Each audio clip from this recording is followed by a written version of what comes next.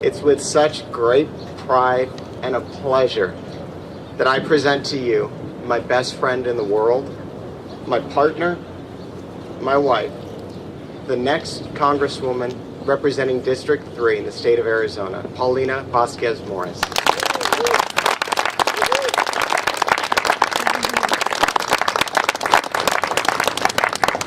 Well, that was incredible. Thank you, all of you, for those great comments. Before I get started, I do want to acknowledge and thank the men and women and their families who sacrifice for and protect this country. I'd like all of us to take a moment of silence in recognition of 23-year-old Marine Lance Corporal Alejandro Yazzie, whose remains arrived at Dover Air Force Base today in Delaware. Please bow your heads for a moment. Thank you. Good afternoon. I'm Paulina Morris, and I'm running for United States Congress. I'm running because I care about what you care about: my family, my faith, my community, and my country. And like you, I want leadership that deserves your support and lives up to your expectations. I will earn your vote because I'm an experienced businesswoman. I have the skills of a tough lawyer and the common sense of a mom. My patriotism comes from my family history. My family escaped Cuba in 1960. They left all their possessions behind because they knew they could never live in a communist country. After they came here, my mother was devastated when her husband died at the young age of 40. Determined to raise her 4 daughters the best she could and on her own, she worked 2 and 3 jobs to put food on the table and a roof over our heads, and she didn't take handouts. She played by the rules, and she was grateful to become a proud citizen of this country. Following her example, my sisters and I went to work as soon as we were old enough. I started working in a restaurant at the age of 14, and through the grace of God and hard work, I was blessed to have been able to go to college, the first in my family. My core values and political views are a direct result of my family history. My mother taught me to work hard and never rely on others for support. She instilled in me a love of country and self-reliance. It was the United States that took my family in when they escaped communism. It was the United States that presented me with the opportunity to be well educated. No other place on earth would have provided me with the opportunity and freedom that we enjoy in this country. For that, I'm so grateful and believe in those who fight to protect this wonderful place in which we live. People like my nephew Dennis and our good friend Mike Globacar. My love for this country has inspired me to serve throughout my life, whether it's been my years of volunteering in the community or raising 2 sons to become good citizens. My personal and professional life have focused on giving back to my community.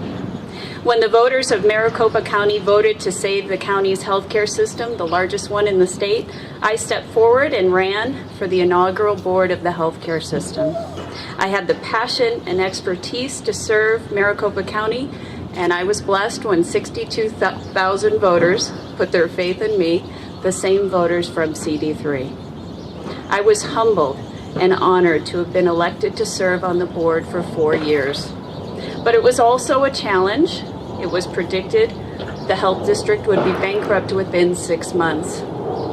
As chairman of the board, I led the privatization effort that resulted in a safe and financially secure healthcare system. I worked endless hours, thanks Jason, for no salary and no benefit, just the pride of serving my county.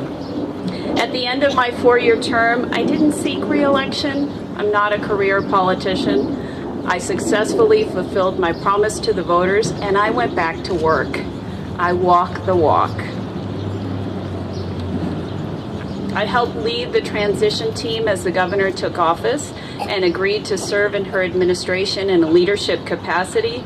My role in the administration reflected my philosophy and my Republican ideals and beliefs. I believe in a free market and limited government, both in the private sector and in our personal lives, as it encroaches on our individual liberty. In this and previous administrations, I sought to downsize government and privatize those services that are more appropriately run by the private sector. In my recent position across the park as general counsel and advisor for the current administration, I led the reduction of staff by 25% and privatized services which can be more efficiently run by the free market. I also served as chairman of the Governor's Regulatory Review Council, where I worked to eliminate obsolete, overly burdensome regulation on business. I walk the walk. The same commitment and leadership is necessary to represent the people of the 3rd Congressional District. And yet, the current field of candidates has demonstrated they forgot their commitment to the voters and lost their ability to accomplish the job. As we stand here today in the shadow of our great copper-domed Capitol, we have recently emptied offices from some of our legislators who've resigned. And we need to question their future promises. They haven't fulfilled their promises to the voters. This is not the commitment and leadership we deserve from our elected leaders. Each of them has unfinished business because they abandoned their responsibilities, and at the worst time in our state's history, they ran out on you. So they could avoid voting on tough issues on our budget deficit, a mess, a debt my children, our children, will be paying for decades. Just a few short weeks ago, almost everyone in this race was running for another office. Governor, Attorney General, State Treasurer, you name it, they were running for it. I don't consider that commitment. I don't consider that leadership. It's a sense of entitlement, and I'm frustrated. They were our representatives, and they failed in their jobs, and they failed us. Yet they want us to promote them to Washington, D.C. The state of Arizona is nearly bankrupt, and if you liked what these select few have done in Arizona, then you'll love what they do in D.C., away from the prying eyes of voters. Today, I'm called back to elected office to serve the state of Arizona and the United States Congress.